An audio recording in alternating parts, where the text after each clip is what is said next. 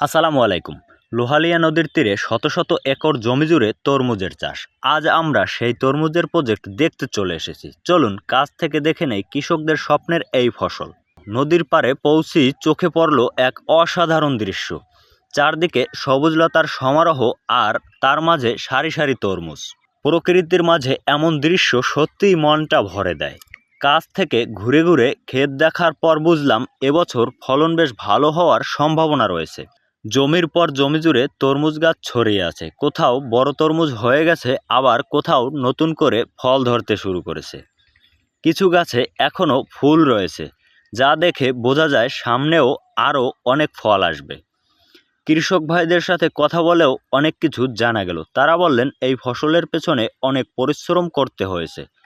দিনরাত পরিশ্রমের ফলেই এখন খেতে ভরে উঠেছে সারি সারি তরমুজে।